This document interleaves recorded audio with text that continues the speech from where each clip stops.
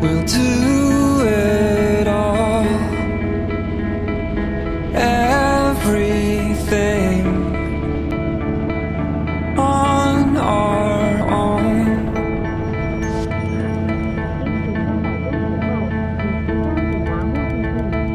We don't need anything or anyone.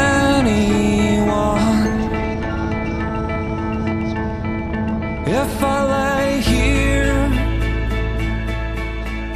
if I just lay here. 话说30年前，我还是个大学生，班上同学清一色都是北漂的中南部人。每到假日，大学新鲜人的我们一定是机车出游，游览北部的风光秀丽。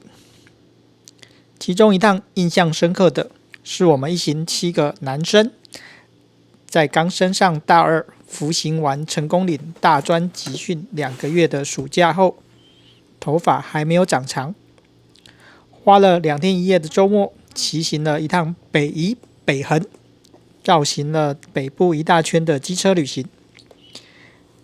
当时我留下最经典的一张照片，就是这张北部横贯公路上与红色桥梁前跟重机的合照。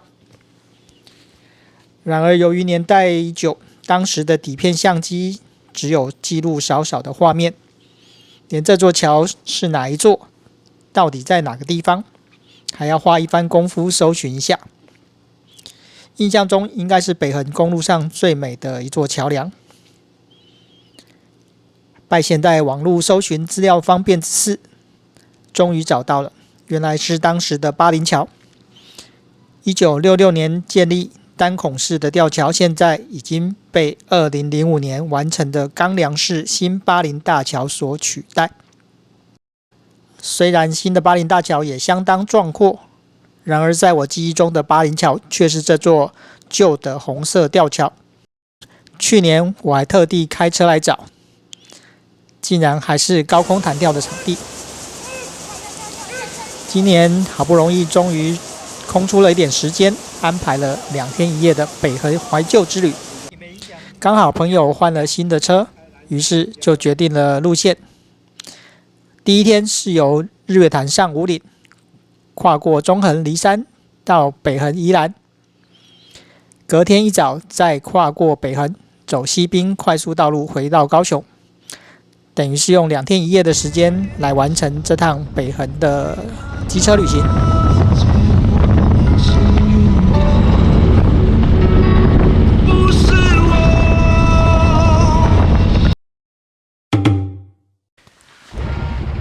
由于每天的估计启程时间都在8个小时以上，加上用餐及休息时间，所以我们第一天凌晨4点就从高雄出发了。为了添加启程乐趣，不想来回都走同样的路，我在去程选择平面道路，回程才打算走快速道路。凌晨4点从高雄市区出发后，在冈山转台19甲，到阿莲，再走台39高铁桥下。由于半夜车少，多数路口红绿灯也闪烁，不需要停，1个小时即抵达新市。那边来骑了50分钟左右。稍作休息后，走台1线于关田转165线道，不需1个小时抵达第2个休息点台南白河。那边白河的 7 5点39分，此时天色刚亮，也到了用餐时间。在便利商店喝个咖啡及吃早餐，也花了近1个小时，继续上路。165线道在嘉义中埔结束，接着转台18，再转台3，约1个多小时左右抵达第3个休息点，云林斗六，这样已经耗费了3个多小时。如果高速公路愿意开放大型重机，这段路走高速公路应该足足可以节省1半的时间，也就是节省了约1个半小时，也不用害我们还要提早在凌晨4点天还没亮就出门。离开斗六，走台3，转台16，再转台21新中横公路，终于在9点多抵达我们第一个景点日月潭。We'll do it all, everything. 坐拥台湾第1名的湖光山色，我最喜欢的位置呢是在水社坝，笔直的道路就从翠绿的湖边穿越，水面波光加上远处山景，替爱车拍一张完美照是一定要的。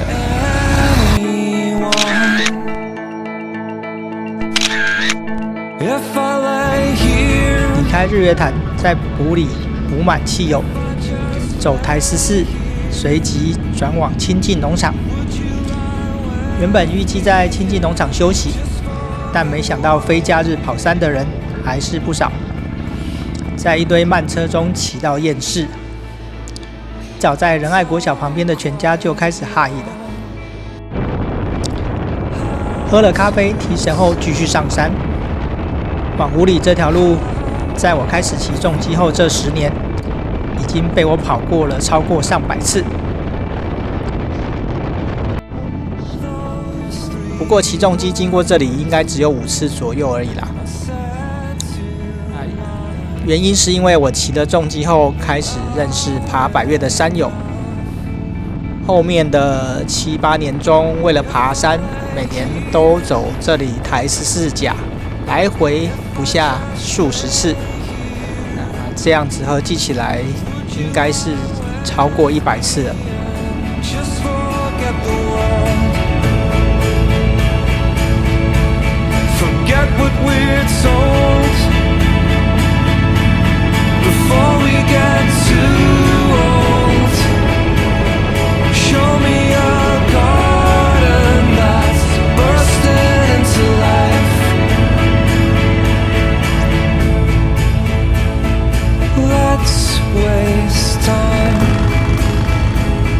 chasing cars around our heads. 由于路况熟悉，很快的抵达武岭。没错，我们是挑了人较少的上班日出游。人家说非假日跑山非富即贵，很荣幸呢，我可以当这1、2天的富贵人家。武岭的天气变化多端，我们抵达的时候其实天气很好，10月中午12点左右的气温大约在15度，远处的南湖、大山、中央尖山都还看得很清楚，真是出大景，看天气多棒 I don't know where ！XATV 750首登武岭。 as well. Just know that these things will never change for us at all.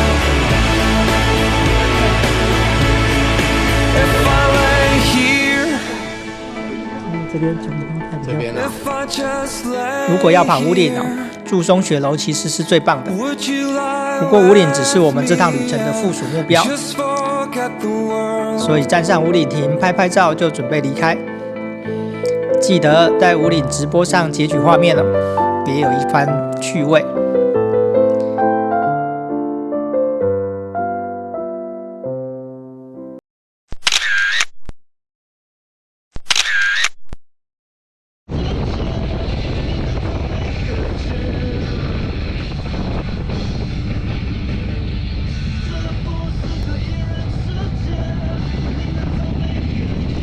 12点半，我们抵达太鲁阁公园合欢山管理站，就是登山客所谓的小风口。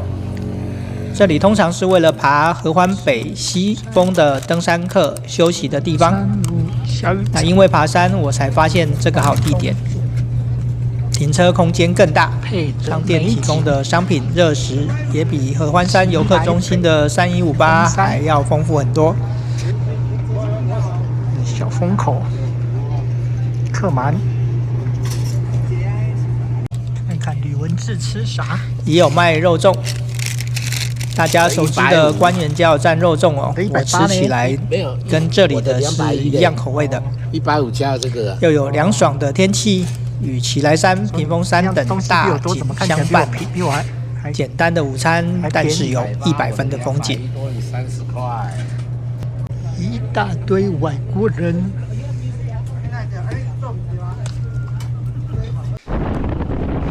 午餐后继续往梨山出发，在大屿岭合欢山隧道接上了台8线，正式进入了中横。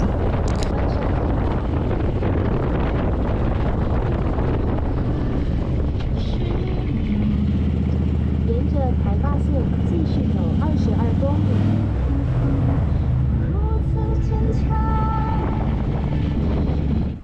现在管制大概在台8线100K 左右的地方。今年的台风地震影响中横很大，连往梨山这边也被波及，遇到了短暂的施工交通管制哦，以及路段塌陷的地方。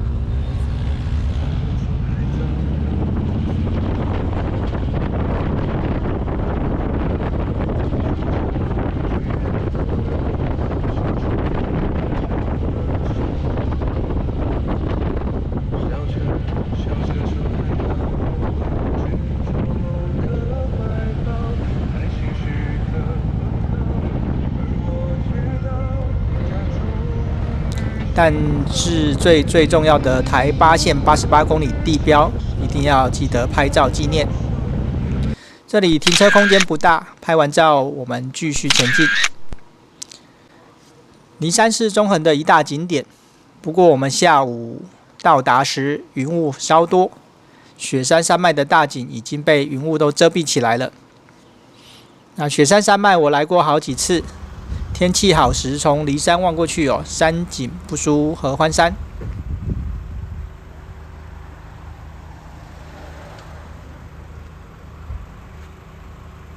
离开梨山，也离开了台8线，转往台7甲，就是中横宜兰支线。这段路会经过好几个百岳登山口，对我来说非常熟悉。像是清泉桥可以往黎明酸山7300道，环山部落是爬志嘉阳，武林农场可以爬雪山504秀。那圣光山登山口这里的方便屋是给往南湖大山住的。看过很多骑车切西瓜的影片，但是大多数的人都只有路过，没有怎么停留。我到这里爬山，会从这里入山好几天。每次夏天来到这里爬山，也会顺便带上当地盛产的水蜜桃、高丽菜回家。不过这次骑车不太方便采买，就只能现买现吃了。原本还算好的天气，来到思源垭口这里，果然又瞬间改变。垭口是两山之间的交界处。跟南横垭口一样，气流从这里通过，那会遭遇到地形影响，温度、湿度快速的改变。因此常常会遇到浓雾还有低温。这次经过又再体验了一次，雾浓又冷，还好并没有下雨下来。1个小时后抵达南山村休息。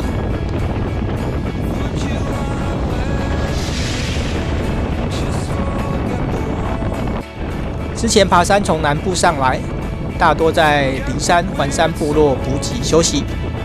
我看北部人爬山，则是南下，大多在南山这里补给。南山这里以高丽菜园著称，通过时还可以顺便洗洗车。再到我们今天的住宿点只有约半个小时。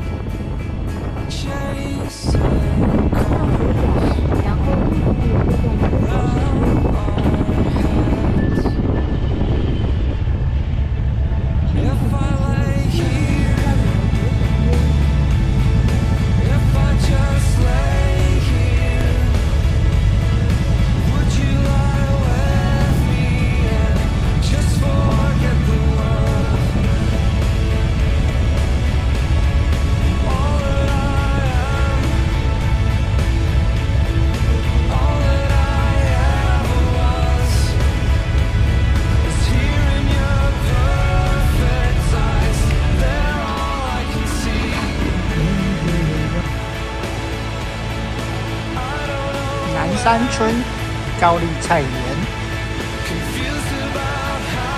这个地方就主要出高丽菜。最后下午4点，我们到达住宿点宜兰的七兰山庄。那选择这里住宿有几个原因。第一个是这里是往我们明天走北横最近的住宿位置。这里到宜兰市区大约还要近1个小时，可以节省来回2个小时的交通时间。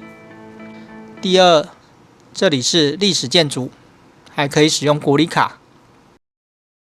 七兰山庄美食火锅，这么多人，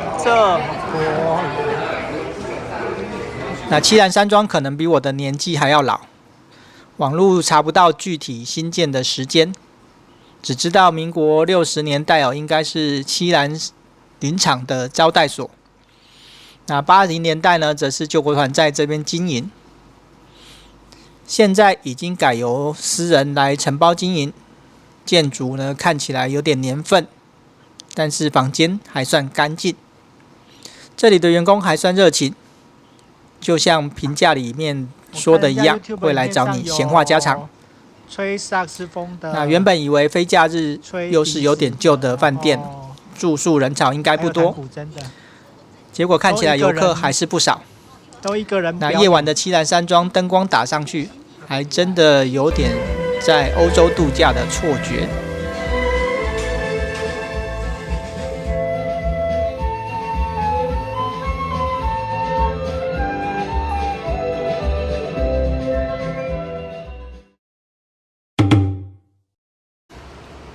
我们第2天不赶早，因为北横有夜间管制，早上8点才放行，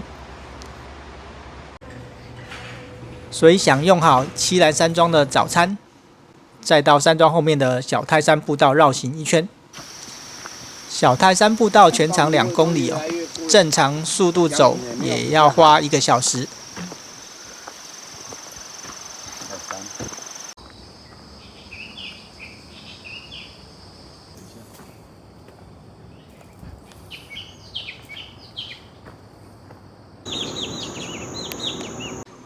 然后再参观了一下七兰的蒋公行馆。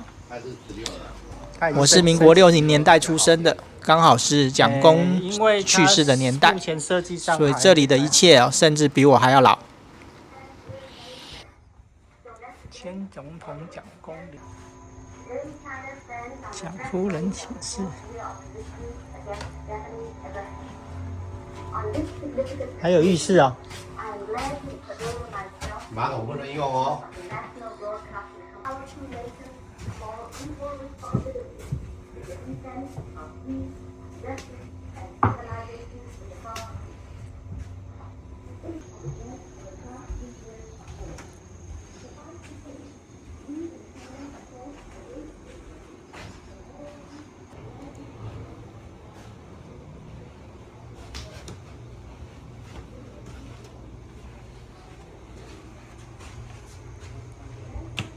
我们8点半才从七兰山庄离开。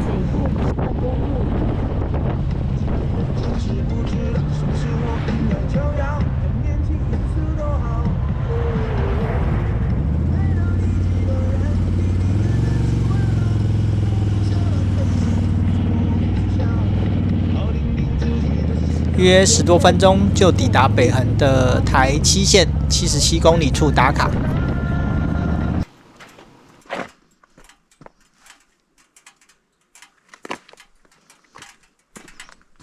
这车子只录一半呢，没关系啊，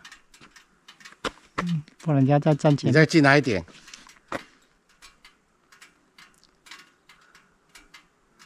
OK， 这就是777哦。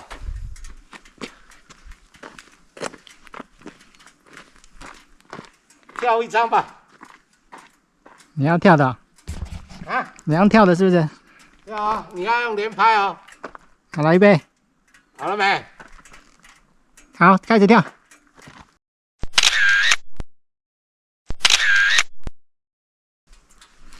好了，好，下一个点是你说那个宜兰跟桃园交界啊，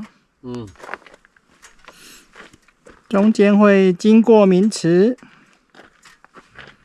到那个交界还要30分钟。北部横贯公路原本77公里处是在转弯的地方，不方便停车。公路局还特地在附近100公尺处设置了另一个打卡点。那可惜公路局的小公路这里只有图片，相信不久后会有公路公仔进驻来这里。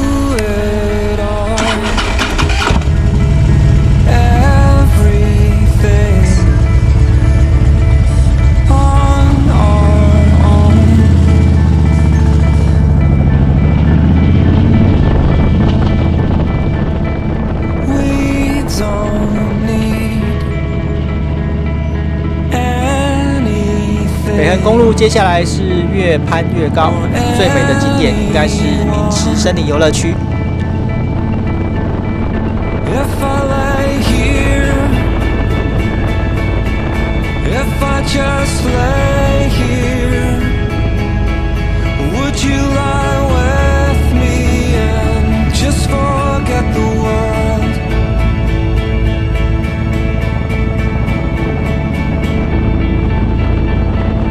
Don't quite know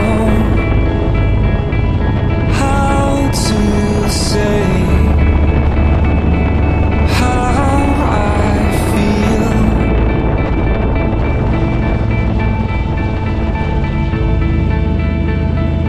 Those 3 words are said too much. They're not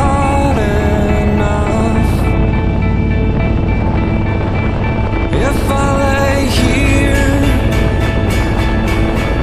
if I just lay here, would you lie with me and just forget the world?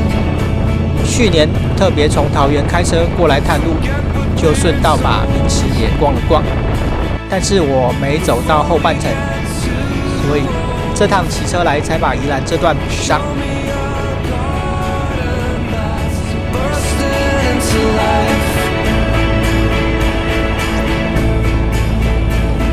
Let's waste time chasing cars around our heads. If I lay here, if I just lay here, would you lie with me and just forget the world? 公路的最高点兰跟桃园的交界处，海拔才1170公尺。比起南横、中横，这里的海拔还相对平易近人，不用穿着厚外套。这里遇到一位车友，他没跑过远路，也从桃园随意骑就到了。如果是要跑中横、南横，可记得要全副武装啊！ change for us at all. If I lay here, if I just lay here, would you lie with me and just forget the world? "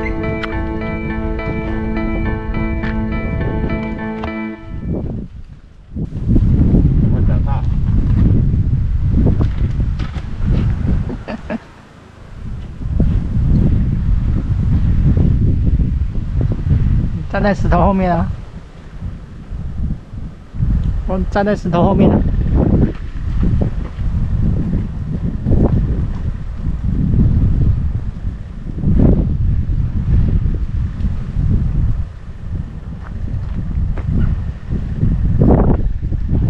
你拍不拍？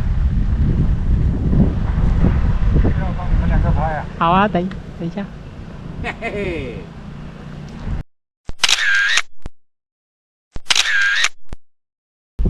刚从那边过来，它稍微有一点塌崩了。他们有在那边整理。我知道那个我去年有开车来探路，去年就这样子了。我去年来的时候没有进这一次那么严重啊，去年只是前半段那一个，然后今天过来好几个礼拜，那已经说很好的了，2个台风过来了，都中横、南横更惨，就是剩北横还可以跑，想说赶快来补北横这样子。南横台风来，整个断掉了，瘫掉了，过不去了，不通了。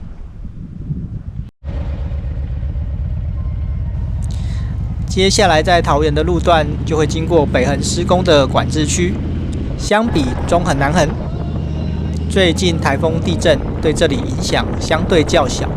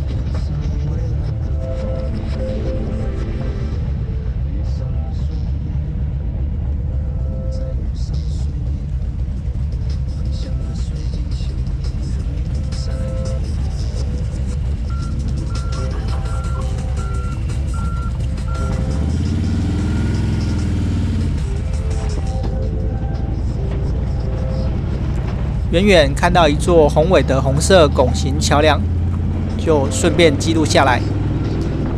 回家回顾才发现，这座就是我们大学同学拍照的大汉桥。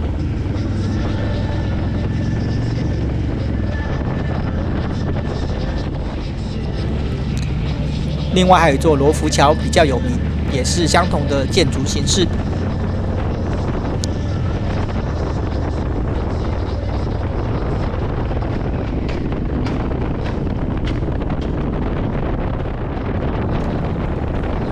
接着就来到北横的中继站巴林，也就是我这趟旅程最大的目标。巴林这里可以通往拉拉山，但是对于我们南部人来说，北横就已经很远了，拉拉山就再说了。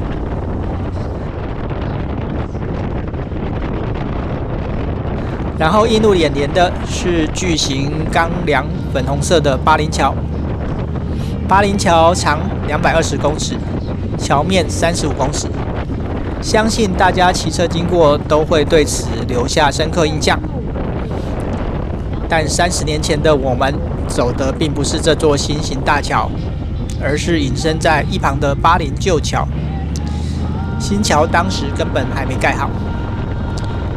我在 YouTube 上看过20-30部大家骑车走北横的影片，只看到一部有转进来拍巴林旧桥。我去年自己开车来，才发现这里改变成观光景点。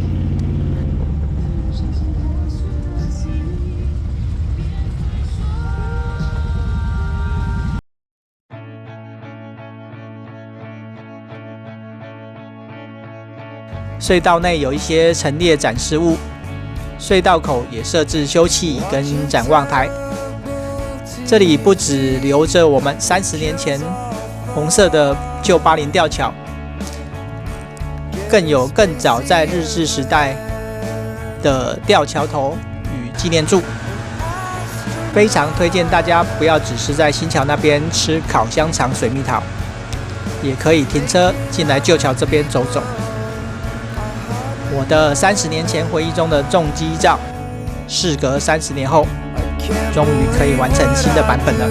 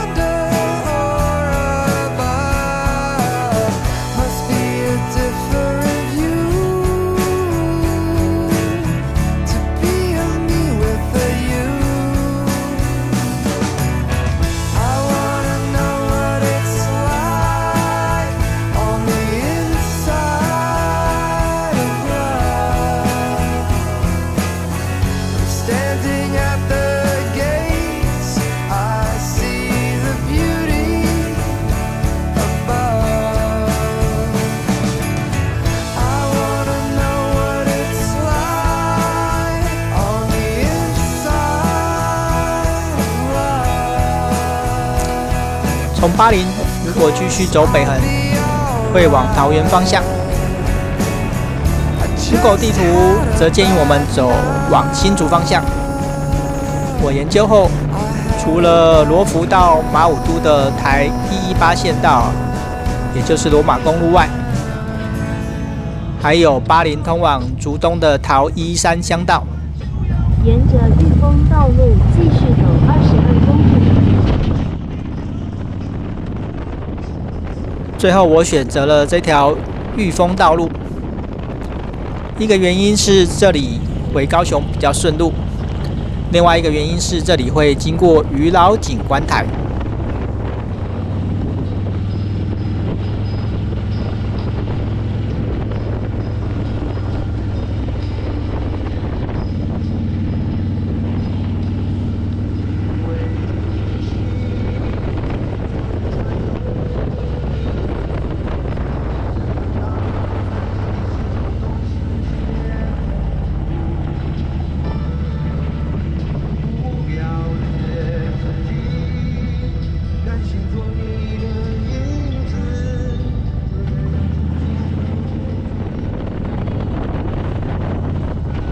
那经常在自行车公路赛中听到某段爬坡山路相当于渔老的爬坡段，那花了几分钟作为比喻，因此我想跑看看这自行车的登山圣地。那自行车跑的山路通常都比较窄小及曲折，对于我这台长轴距的哈雷确实有点挑战。还好当天车不多，像这样弯不过去的大外抛要是对向冲来一台大卡车，那还得了。而且当天确实有大卡车经过，好在是有惊无险。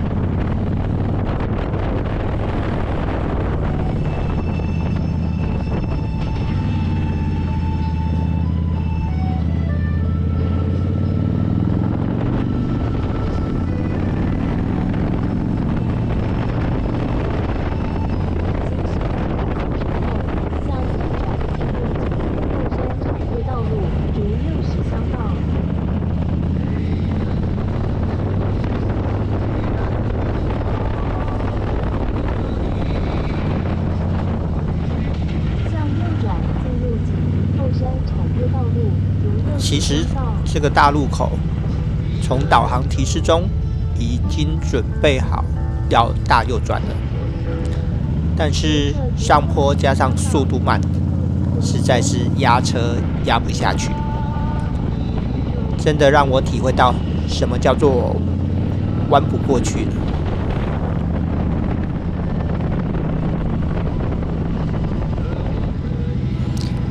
那在一番 S 型山道中挣扎了一阵之后呢，终于来到渔老景观台。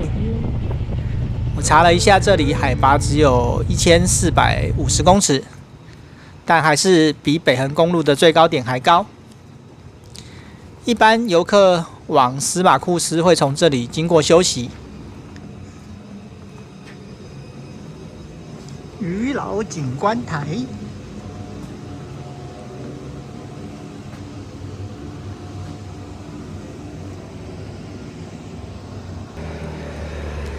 我没有跟吕文芝讲要买哪一间的，他自己走过来这一间。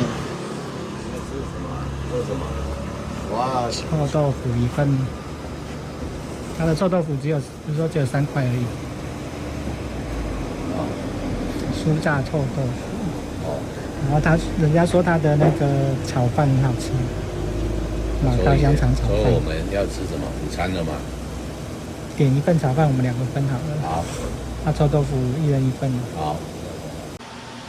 那我们原本预估10点半就要抵达这个渔老，想说吃个渔老有名的臭豆腐，但是时间耽误了1个小时，刚好中午，就干脆加点网友推荐的马告香肠炒饭当做午餐。我知道，不急，就看有没有答案。臭豆腐还不错吃，酱料有点辣。然后它变成4块，之前看别人影片是3块。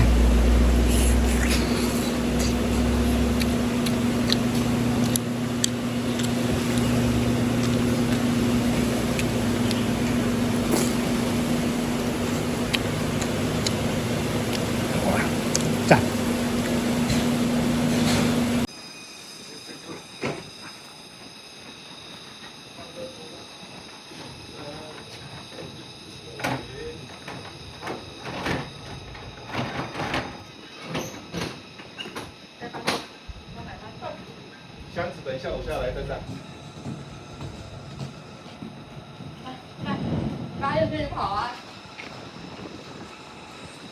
这里是渔老景观台，刚刚从下面的公路骑上来。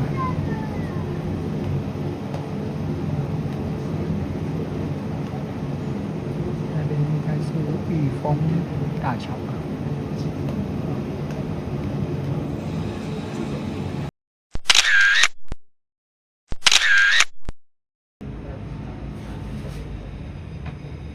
沙跳中，从渔老下山这段路颇为陡峭，难怪成为自行车选手的挑战路线。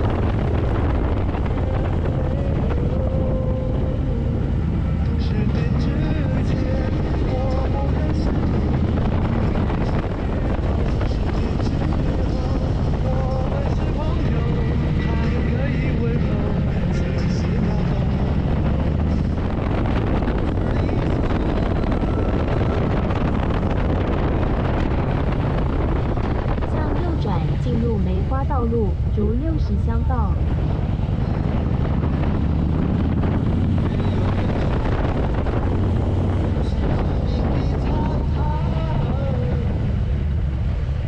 沿着逐60。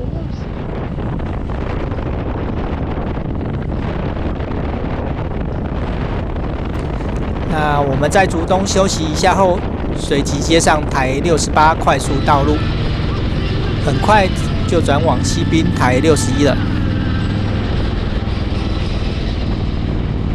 这里有大大的风车当背景，骑乘也相当的舒适。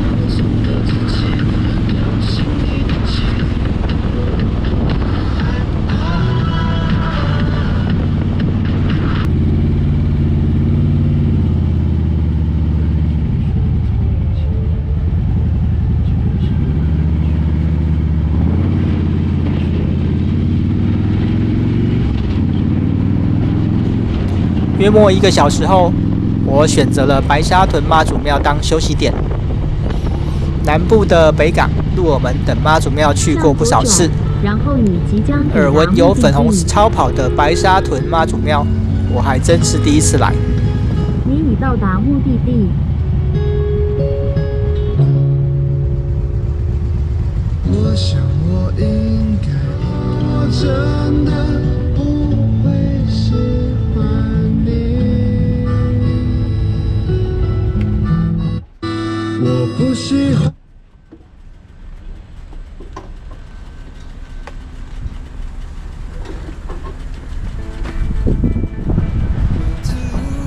嗨，陈大姐，哦，你家会当拄着你，哇！我无做歹代志，哦，我无做歹代志。你刚才我听到一直在上一只车，我会得处理掉换这台啊。是啊，因为你有跑恁的车出来啊，我想讲，不会是你们两个吧？因为我一直上这只车80，你知无？哦，我拄啊伫北横来啊。北横啊？嘿，去北横来，啊，徛位迄个啊，宜兰哦。宜兰徛位北横，啊，来新店。嘿啊。阮长是伫迄个。长伫七兰山庄。长伫七兰山嘛。对啊。阮今仔阮头家无排这位啦。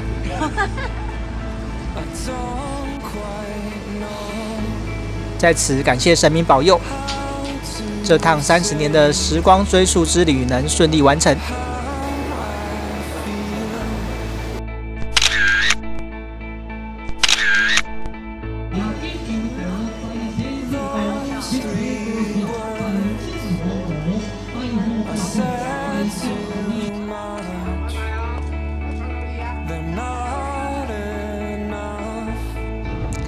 再骑上61，已经渐晚，太阳西沉了。20岁的时候的少年，现在已经变成了50岁的大叔。时光飞逝得太快，我只能骑着这辆时光机，追逐消逝的过往。到了口湖休息站欣赏完日落，再到台南喝碗牛肉汤。这趟时光之旅在此完成。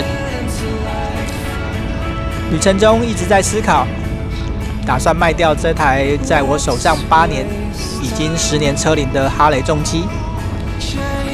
10年车每半年要验车一次，另外零件老旧更换也很花钱。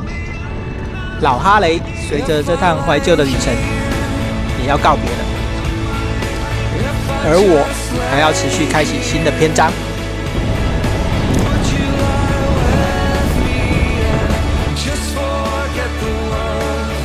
感谢各位的观赏，影片到此结束。影片下方的资讯有我每天的行程位置，还有时间。那如果你喜欢我的影片，记得按赞订阅。我们下次再见，拜拜。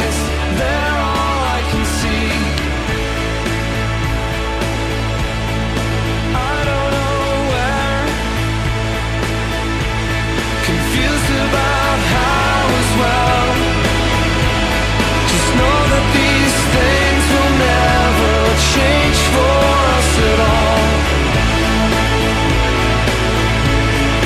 If I lay here, if I just lay here, would you lie with me and just forget the world?